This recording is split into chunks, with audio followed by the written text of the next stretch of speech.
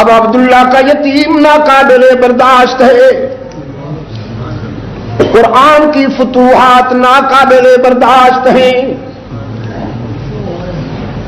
ہمارا سکوپ نہیں رہا، ہمارا مستقبل خطرے میں ہے اگر قرآن کو نہ روکا گیا۔ کون ہے جو یہ کارنامہ انجام دے؟ ایک لیڈر کھڑا ہوا کہنے لگا میں 200 سرخ اونٹ انعام میں دوں گا۔ یہ اس دور کے جو سرخ اونٹ ہیں، آج کی شیورلیٹ امپالا یا بیوک یا مرسیڈیز، 200 سرخ اونٹ۔ کسی نے کھڑے ہو کے کہا میں جائیداد دوں گا، کسی نے کہا میں اسے اپنی بیٹی نکاح میں دوں گا جو یہ کارنامہ انجام دے۔ محمد ناقابل برداشت ہے صلی اللہ علیہ وسلم۔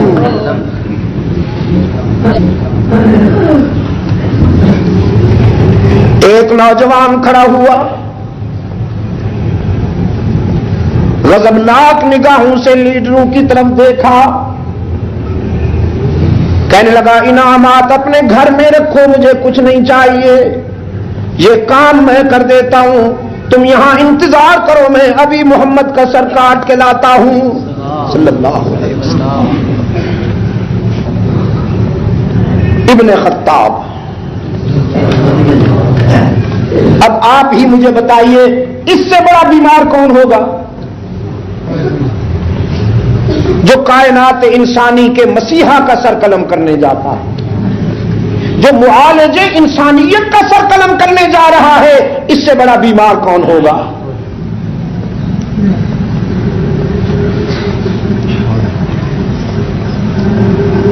شمشیر بکف نکلا، ہاتھ میں تلوار لیے باہر آیا دار الندوہ سے، چہرے پہ غیظ و غضب کے آثار ہیں۔ ایک آدمی نے دیکھا ابن خطاب غضبناک نظر آتا ہے، پوچھا کدھر؟ کہنے لگا محمد کا سر قلم کرنے جا رہا ہوں صلی اللہ علیہ وسلم۔ راولپنڈی کے دوستو، مجھے اجازت دیں ایک بات کہتا جاؤں، اس دور میں لوگ مشرک تو تھے لیکن جھوٹے نہیں تھے، سچ کہتا ہوں، اتنی آسانی سے جھوٹ نہیں بولتے تھے جتنی آسانی سے آج ہم مسلمان ہو کر جھوٹ بولتے ہیں۔ ابن خطاب نے کہا میں ابن عبداللہ کا سر قلم کرنے جا رہا ہوں، اس کا قرآن ناقابل برداشت ہے۔ اس آدمی نے کہا اگر قرآن ناقابل برداشت ہے تو پہلے اپنی بہن فاطمہ کے گھر سے ہوتے جاؤ۔ اچھے لوگ دوسروں کے گھر جانے سے پہلے اپنے گھر کی خبر لیتے ہیں۔ میں کانوں سے سن کے آ رہا ہوں کہ تیری بہن کے گھر سے قرآن کریم گونج رہا ہے۔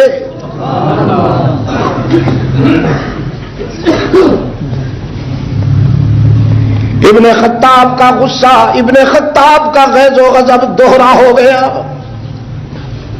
کہنے لگا ابھی خبر لیتا ہوں، رخ بہن کے گھر کی طرف۔ اللہ اکبر، مکہ کی خاموش رات اور نصف شب گزر جانے کے بعد کا سناٹا، بہن کے گھر کے قریب آیا تو فضا میں تحلیل ہو کر کوثر و تسنیم میں دھلی ہوئی قرآن کریم کی آیات کی آوازوں نے بگڑے ہوئے عمر کا استقبال کیا۔ سورہ طٰہٰ پڑھی جا رہی تھی، ما انزلنا علیک القرآن لتشقى الا تذکرۃ لمن یخشى تنزیلا ممن خلق الارض والسماوات العلی الرحمن علی العرش استوى له ما فی الارض وما بینہما وما تحت الثری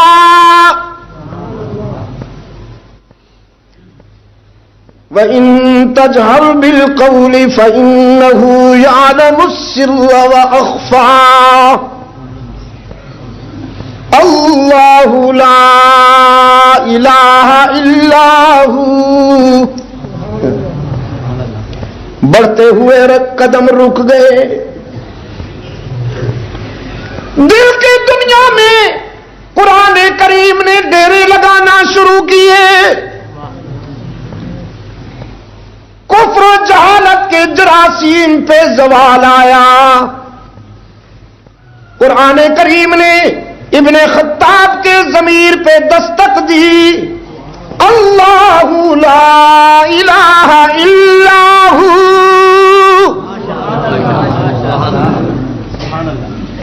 لات و منات عزا اور حبل کی پوجا کرنے والے آستانہ پرستی میں مبتلا لات و منات عزا و حبل کے درباروں پہ جھولی پھیلانے والے ابن خطاب کبھی سوچا کہ کنہیں پایا کسے کھویا.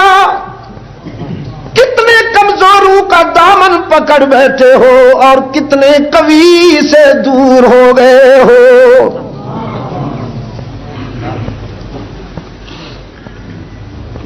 فانی کو پکڑ لیا باقی کو چھوڑ دیا.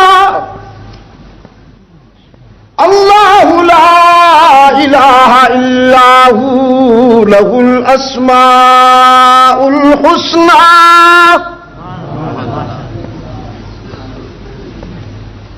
عالم الغیب والشہادہ هو الرحمن الرحیم. الملك القدوس السلام المؤمن المهيمن العزيز الجبار المتكبر سبحان الله عما يشركون.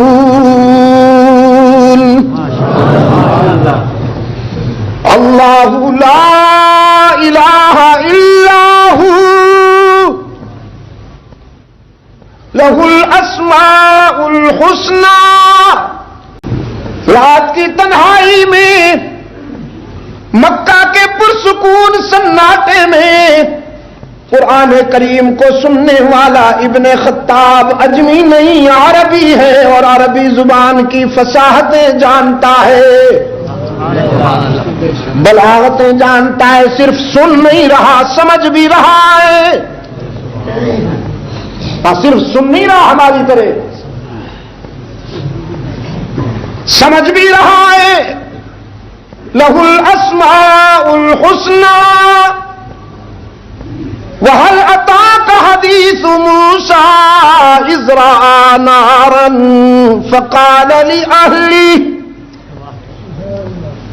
فقال لأهلهم كثوا إني آنست نارا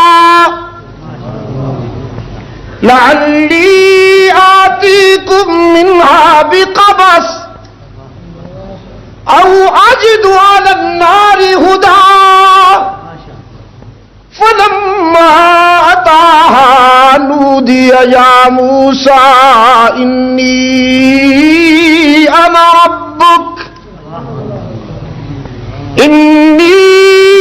انا ربک فاخلع علیک انک بالوادی المقدس طوی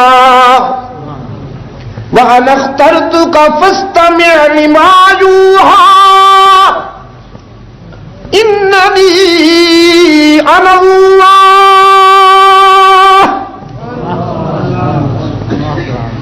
لا الہ الا انا فاعبدنی. عمر نے اپنے ضمیر سے پوچھا مانوں یا انکار کروں؟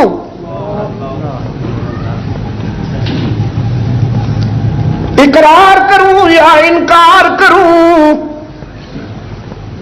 اس سچائی کے آگے جھک جاؤں یا دوڑ جاؤں؟ ضمیر نے کہا اگر مجھ سے پوچھتے ہو تو انکار بہت ہو چکا، یہ رات اقرار کی ہے۔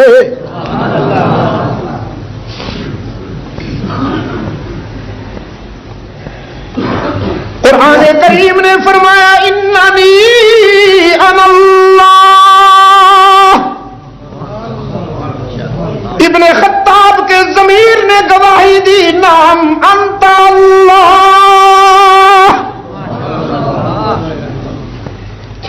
جلدی سے آگے بڑھے، بہن کے دروازے پہ دستک دی، نوک کیا۔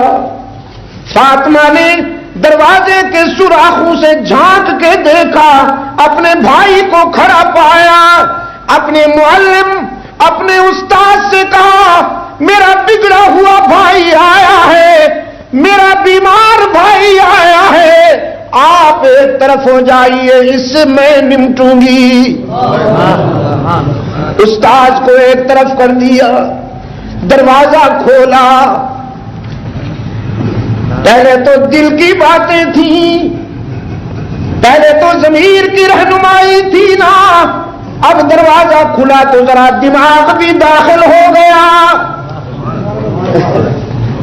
دروازہ کھلا تو دماغ بھی داخل ہو گیا۔ دماغ نے پوچھا فاطمہ کیا پڑھتے ہو؟ ضمیر نے نہیں، دماغ نے پوچھا فاطمہ کیا پڑھتے ہو؟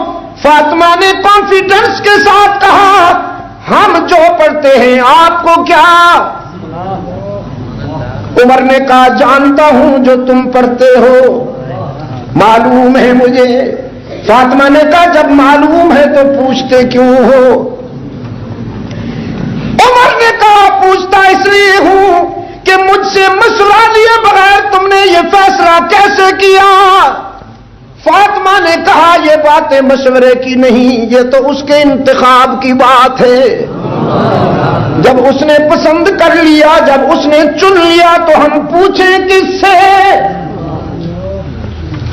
برادر مکرم، یہ بات تجھے بری لگے یا اچھی، تو اسے گوارا کرے یا نہ کرے، اطلاع عرض ہے کہ ہم بہت عرصے سے رحمت عالم کے غلام بن چکے۔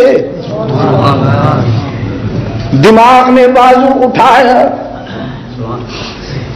ایک نسوانی پیکر پر پوری قوت سے بازو مکہ بن کر لپکا۔ فاطمہ زمین پہ جا گری۔ عمر نے لاتوں اور مکوں کی بارش برسا دی۔ سر سے پاؤں تک فاطمہ خون میں نہا گئی۔ اور راولپنڈی کے دوستوں، عشق کے سفر میں جب جسم زخمی ہو جاتا ہے، عشق کے سفر میں جب جسم زخمی ہو جاتا ہے تو پھر روح پہ شباب آتا ہے، روح پہ جوانی آتی ہے۔ فاطمہ نے کہا عمر جس ماں کا تو نے دودھ پیا میں نے بھی تو اسی ماں کا دودھ پیا، پر یہ مقدر کی بات ہے کہ تو اس ماں کا دودھ پی کر کفر پہ پکا ہو گیا ہے اور میں اسی ماں کا دودھ پی کر ایمان پہ پختہ ہو چکی ہوں۔ اب دماغ ہار گیا، دماغ شکست کھا گیا۔ زمین نے کہا بس ہو چکا، بہت ہو چکا، اب ذرا دیکھ تو صحیح وہ صحیفہ کیا ہے، وہ کلام کیا ہے جو تو نے سنا۔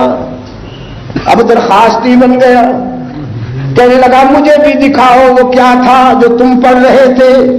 درخواست کی۔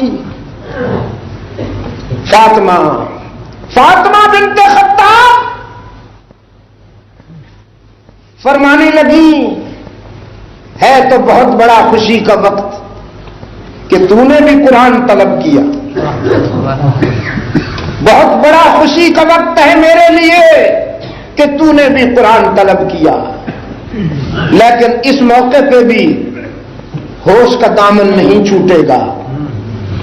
کتاب اللہ کے آداب یہ ہیں کہ اسے مشرک نہیں چھو سکتا، آپ شرک کے بیمار ہونے کی وجہ سے ناپاک ہیں. لا یمسہ الا المطہرون. میں آپ کے دامن میں قرآن، آپ کے ہاتھوں میں قرآن نہیں دے سکتی ہوں. قانون کی بات تھی، یہ تو عمر بھی سمجھتا تھا کہ قانون موم کی ناک نہیں ہوتا، پھر قانون بھی اللہ کا. چپ ہو گئے لیکن آرزو آنکھوں میں سمٹ آئی، تمنا آنکھوں میں سمٹ آئی. رحم طلب نگاہوں سے بہن کی طرف دیکھا، کیا میں قرآن نہیں دیکھ سکوں گا؟ تو پھر بہن نے اپنا دوپٹہ بھائی کی گود میں رکھ کے قرآن کریم کو دامن میں رکھ دیا. لکڑی پہ لکھا تھا، پتے پہ لکھا تھا، یا کسی کپڑے پہ لکھا تھا، جس صورت میں بھی تھا قرآن سامنے رکھ دیا. پابند کیا، ہاتھ نہیں لگانا، صرف دیکھو. اور جو ہی نظر پڑی حسن اتفاق دیکھی. قرآن کریم نے پھر کہا اننی انا اللہ. نعرہ تکبیر، عظمت قرآن مقدس. اننی انا اللہ. لات و منات، عزا و حبل کے درباروں سے امیدیں وابستہ کرنے والے ابن خطاب سجدے کے قابل یہ نہیں جو ہاتھوں سے بنائے جائیں. سجدے کے قابل کون؟ اللہ ہی. آپ آ جائے ہیں میرے عزیز. سجدے کے قابل کون؟ باہر والے حضرات بھی، جو کھڑے ہوئے ہیں وہ بھی. آپ جلدی تشریف لاتے تو آپ بھی بیٹھنے والوں میں ہوتے نا. جو دیر سے آتے ہیں پھر انہیں قربانی دینا پڑتی ہے نا جی. ہاں، صحت مند جواب آئے. اننی انا اللہ. سجدے کے قابل لات و منات، عزا و حبل، تمہاری سوسائٹی کے ارباب. ارباب قوم نا، یہ جو یہاں ایک قوم بھی ہے ارباب، کہیں وہ مجھ پہ نہ ناراض ہو جائیں گے. رب کی جمع ہے، چھوٹے چھوٹے رب. یہ حضرت صاحب. سجدے کے قابل یہ نہیں، سجدہ کس کا؟ قرآن کریم نے عمر کے دل و دماغ پر دستک دیتے ہوئے فرمایا اننی انا اللہ. انسانی جبین کی نیاز مندیوں کے لائق کون؟ ہی ضرب، تاکہ بھیگے بیماروں کو اللہ شفائے کاملہ عطا فرمائے. انسانی جبین کی نیاز مندیوں کے لائق کون؟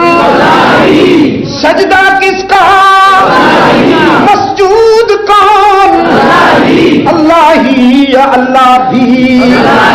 راولپنڈی کے روشن ضمیروں، اللہ ہی یا اللہ بھی. خدا کی قسم، اگر میرے آقا اللہ بھی پہ راضی تو نہیں، چپ ہو جاتے تو دانت نہ ٹوٹتے. اللہ بھی پہ راضی نہیں، صرف چپ ہو جاتے، حجرے میں بیٹھے رہتے، مطالعہ کرتے رہتے کتابوں کا، اور کہتے بس ٹھیک ہے جو ہوتا ہے ہو، ہمارا کیا. دانت نہ ٹوٹتے، سمیہ دو لخت نہ ہوتی، خبیب انگاروں پہ نہ بھونا جاتا، حمزہ کی لاش کے 11 ٹکڑے نہ ہو جاتے، وطن چھوڑ کر بے وطن نہ ہونا پڑتا. لیکن یہ ساری آزمائشیں آئیں کیوں؟ قل افغیر اللہ تأمرونی اعبد ایھا الجاہلون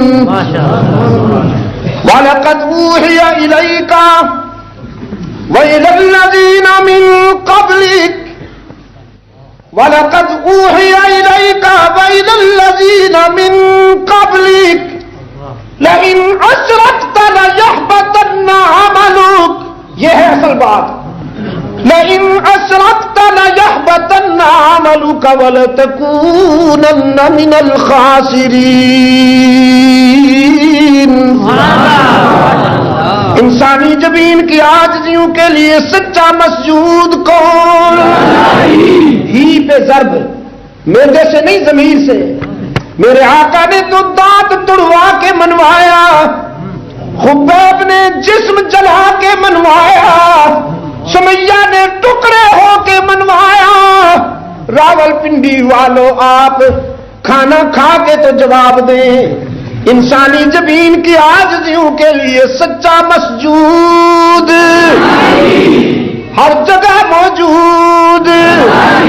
علام الغیوب کار ساز و دستگیر, حاجت روا و مشکل کشا, عزت دینے والا, رزق دینے والا, اولاد دینے والا, زندگی اور موت کا مالک کون؟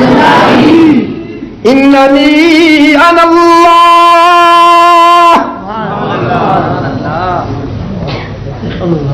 اس نے اتفاق ہے. جو ہی نظر پڑی قرآن کریم نے پھر وہی بات دہرائی, اننی انا اللہ.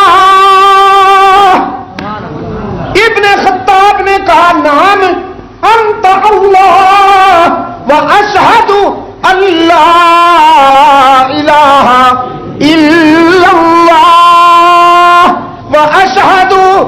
بہن نے منہ پہ ہاتھ رکھ دیا, کہنے لگی یہ شہادت تو یہاں ہو گئی, اگلی شہادت ان کے قدموں میں جا کے دونا.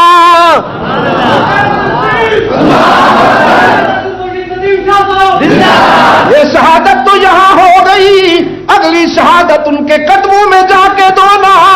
وہاں بھی تو ہاتھ اٹھے ہوئے تھے آنسو کی برسات میں,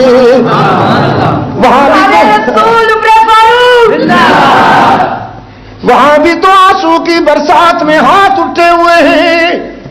اے میرے بے نیاز معبود, اے میرے دادا ابراہیم کے معبود, تجھ سے کوئی منوا تو نہیں سکتا, تجھے کوئی مجبور تو نہیں کر سکتا, بس یہ تیرے محبوب کی آرزو ہے, محمد کی تمنا ہے. دو نام پیش کرتا ہوں, ان میں سے کوئی ایک ادھر بھیج. یا عمرو بن ہشام یا عمر بن خطاب. رب العالمین نے فرمایا میرے محبوب عمرو بن ہشام مالدار ہیں, دولت مند ہیں, ساہوکار ہیں, وڈیرا ہے, چودھری ہے. لعنت بھیج, لعنت بھیج. رائدس میں تجھے وہ ہیرا دے رہا ہوں جس کے پاس جوانی ہے, شباب ہے, غیرت ہے, شوکت ہے, سولت ہے, جلالت ہے. ابن ہشام کو رہنے دو, ابن خطاب کو بھیجتا ہوں. اب یہ سب تیاریاں ہیں, یہ سب تمہید ہے.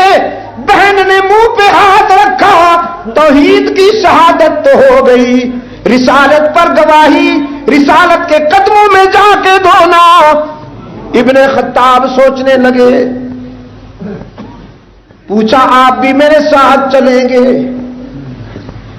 فاطمہ نے کہا عشق کی منزل پہ اکیلے جانا ہوتا ہے, اکیلے جاؤ گے اور اسی حال میں جاؤ گے جس حال میں آئے تھے. ابن خطاب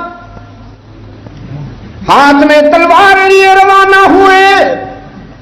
ادھر رحمت عالم صلی اللہ علیہ وسلم کے مسکن پر آپ کے چچا محترم حضرت حمزہ پہرے پہ ہیں. انہوں نے دور سے ابن خطاب کو آتے دیکھا. ظاہر ہے کہ یہ نام دشمن کا تھا, دوست کا تو نہیں. عمر کو آتے دیکھا, للکارا, فرمایا خبردار سوچ کے آنا, یہ رحمت عالم کی بارگاہ ہے, یہاں تو اونچی آواز سے بولنا بھی گوارا نہیں. رحمت عالم نے سنا، فرمایا چچا فکر کرنے کی ضرورت نہیں، اسے روکو نہیں، آنے دو، یہ دشمن بن کر نہیں آ رہا، دوست بن کر آ رہا ہے۔ دروازہ کھلا، ابن خطاب اندر داخل ہوئے۔ رحمت عالم نے فرمایا کیسے آئے ابن خطاب؟ عرض کیا اللہ کے رسول سر لینے آیا تھا، اب سر دینے آیا ہوں۔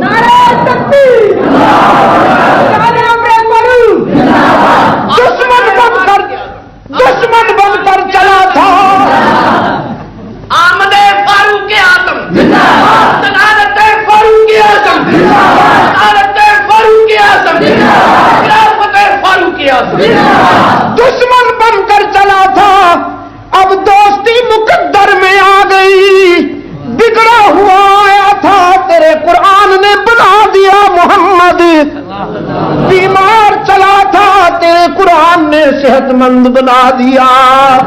رحمت عالم نے فرمایا اسلام قبول کرنا ہے۔ عرض کیا قبول کس کو کہتے ہیں؟ اسلام پہ جینا اور مرنا ہے۔ کلمہ شہادت پورا کیا اور نعرہ تکبیر بلند ہوا۔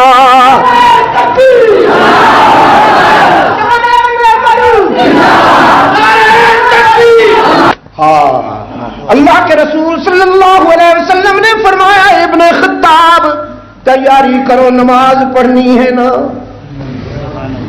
اسی دوران فجر کی نماز کا وقت ہو گیا تھا، بس اتنا سا وقت لگا، آپریشن میں بس اتنا سا وقت لگا، نماز کی تیاری کرو نا۔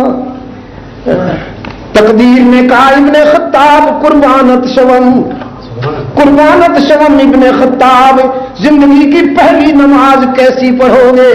تو مقتدی بنے گا، محمد تیرا امام بنے گا۔ یہ تیری زندگی کی پہلی نماز ہے۔ وضو بنایا، وضو بنا چکے تو عرض کیا نماز ہوگی کہاں؟ اللہ کے رسول صلی اللہ علیہ وسلم نے فرمایا یہیں۔ عرض کیا پر کیوں؟ اللہ کی عبادت اللہ کے گھر میں کیوں نہ ہو؟ رحمت عالم نے فرمایا تیری قوم کو گوارا نہیں وہاں جانا۔ یہ بھی حضور کی مثالی شرافت تھی، یہی رکاوٹ بنا ہوا تھا، ابن خطاب رکاوٹ بنا ہوا تھا کہ کوئی مسلمان بیت اللہ میں نظر نہ آنا چاہیے، لیکن حبیب کبریا نے سوچا جو اپنا بن کے آ جائے اسے ماضی پہ تانا بھی نہیں دیا کرتے۔ فرمایا تیری قوم گوارا نہیں کرتی نا عمر، لیکن عمر تو سمجھ گئے۔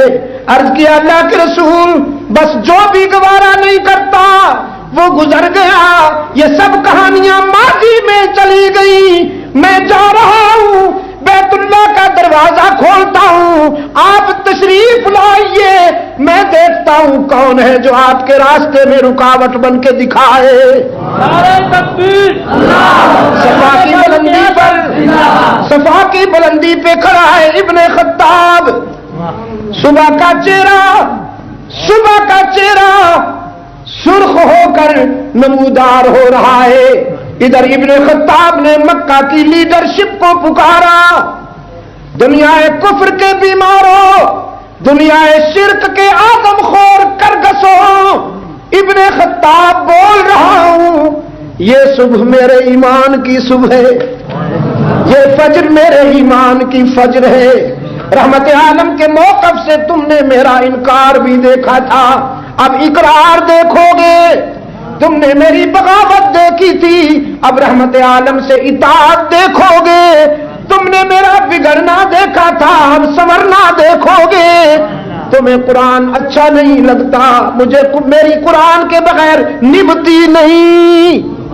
تو اطلاع عرض ہے کہ صاحب قرآن میرے آقا نماز ادا کرنے کے لیے بیت اللہ میں آ رہے ہیں، میں دیکھنا چاہتا ہوں کون میرے آقا کا راستہ روکتا ہے۔